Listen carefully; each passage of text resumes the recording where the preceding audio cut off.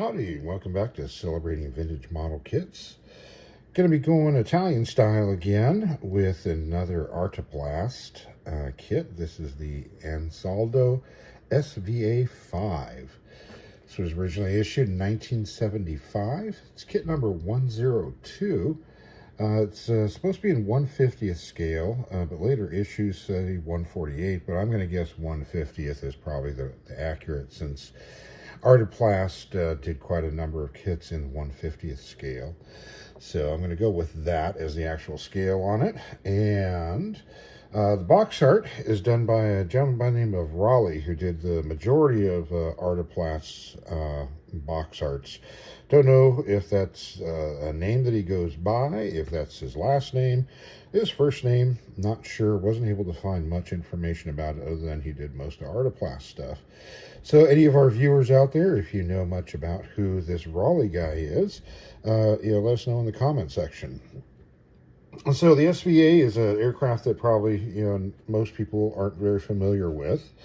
SVA stands for Savoia, Verduzio, and Ansaldo. Savoia and Verduzio were the guys who came up with the kind of design concept of the aircraft, and then of course Ansaldo is the manufacturer. So in 1916, the Italians were building mostly other people's designs, Spads, Sopwiths, things like that. The only aircraft that they produced that was their own design that was very usable was the Caproni bombers. But other than that, all their single-engine, twin, fighters and scouts and stuff were all other people's designs. So they decided they wanted to make something on their own. And the Savoia and Verduzio came up with the conceptual ideas at the Military Aviation Technical Directive. And then a design team led up by Celestino Rossatelli actually put together the actual aircraft itself, as far as the specific designs. Their goal was to make an aircraft that was as fast as possible with long range. They were attempting to make this as a fighter, but as it turns out, they didn't do much service as a fighter, as we'll see. The design was approved by the Technical Institute and was then taken to Ansaldo in November of 1916. They built some new factories to produce this. They were that excited about this design. The first flight took place on 3 March of 1917. It was flown by Flight Sergeant N. Stopani. So once they got this flying, they started building some, getting them out to the test squadrons.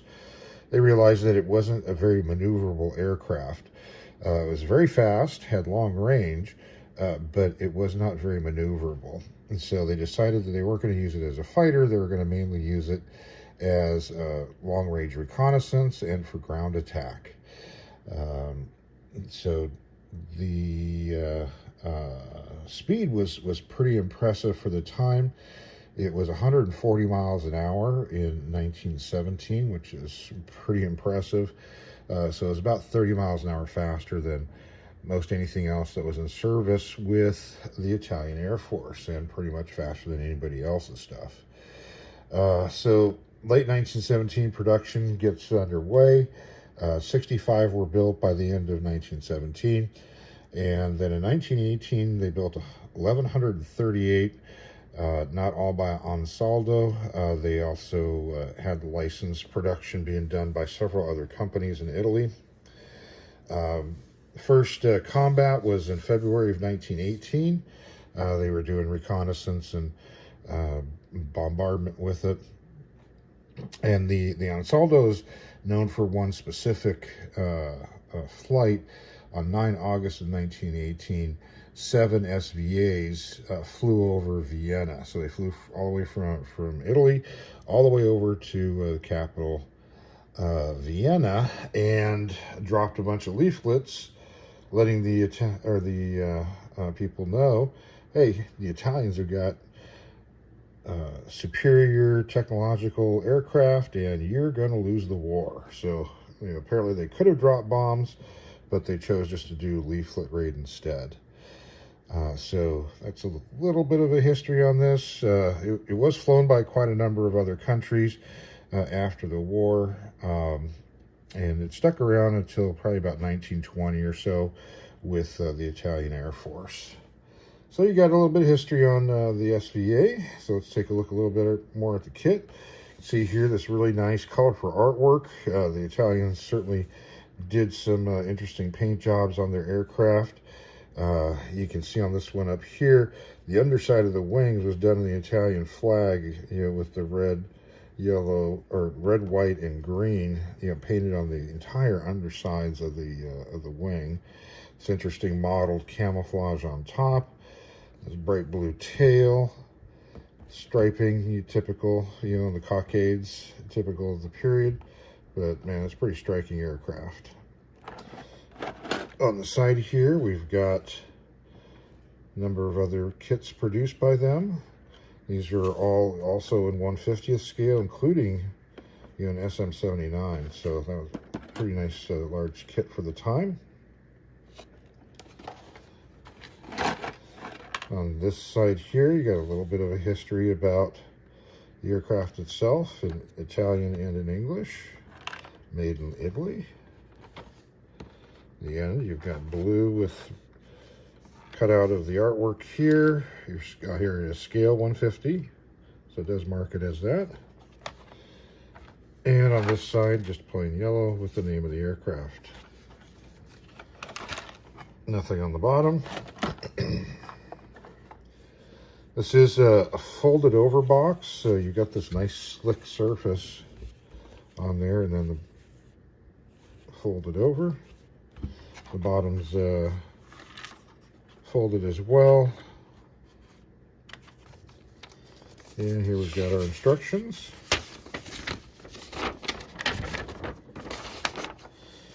So we've got some history of the aircraft, the assembly instructions, address down below, and here we got an exploded view.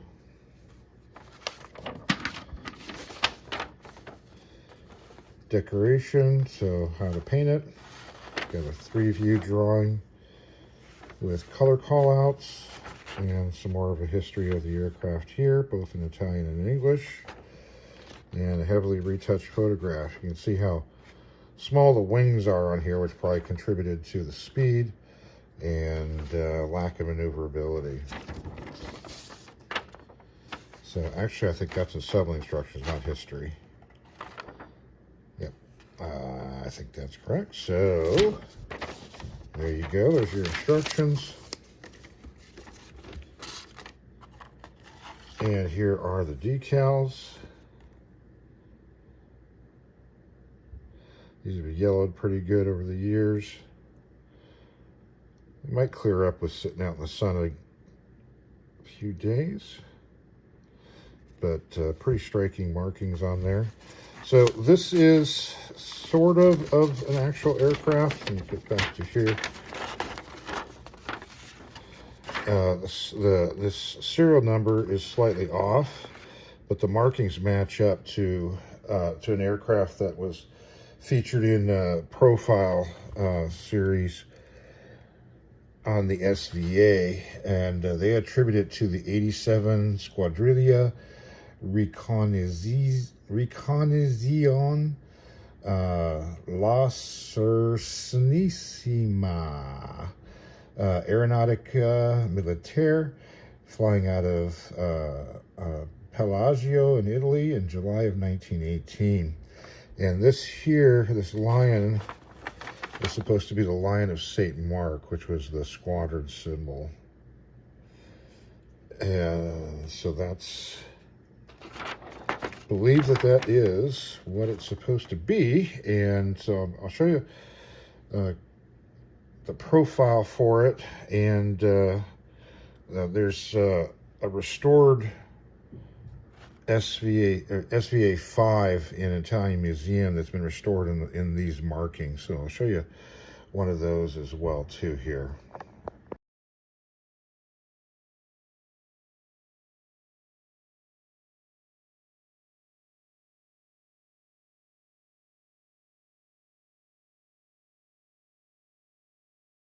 All right, now let's take a look at the kit. So here's our fuselage. Not much as far as the representation of fabric surface. There's the engine exhaust there. It's an inline 6. I think it's an Ansaldo 6 engine. And so on the tail, we just got lines representing the fabric surfaces on here. The fuselage, I take that back. The fuselage is actually plywood. So that could explain the smooth surface. But you can see, this really unique design that they did for it to really get this low profile. So it's a little square on the front, and it tapers to this triangular shape rear fuselage. So it makes for a really small profile, slick looking aircraft. Again, adding to the speed. So our fit's okay. There's quite a bit of gapping. It's like the connector pin there is, or locator pin is off. So not terrible fit, but not the best. There is not much for cockpit detail, in fact none. And it's kind of molded this tannish color, which is kind of different. And then we have our upper wing. Again, the fabric surface is smooth, and they just got lines representing the ribs. Do have inscribed line for the ailerons.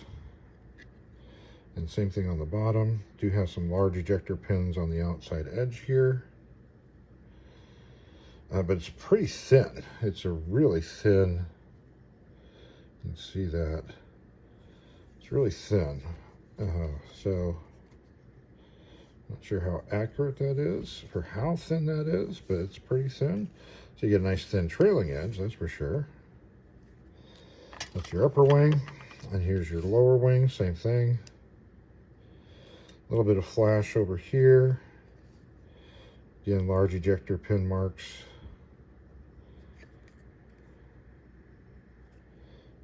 On there.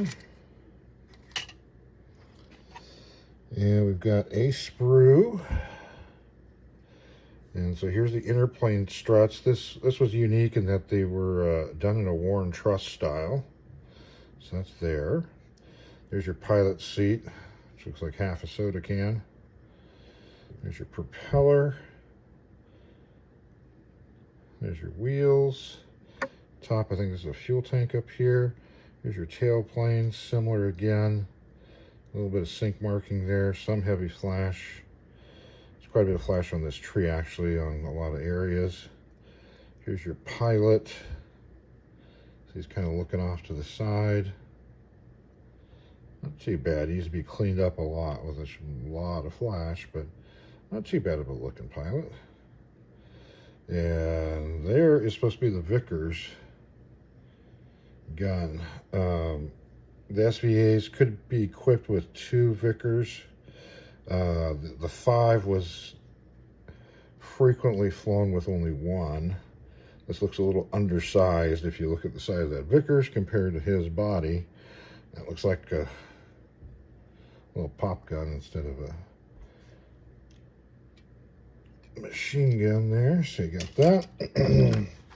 We've got landing gear, struts, all as one assembly. And we've got a little windscreen here. And this looks like the front radiator. You can see how small the profile is for that. And finally a stand. So you get a nice round stand.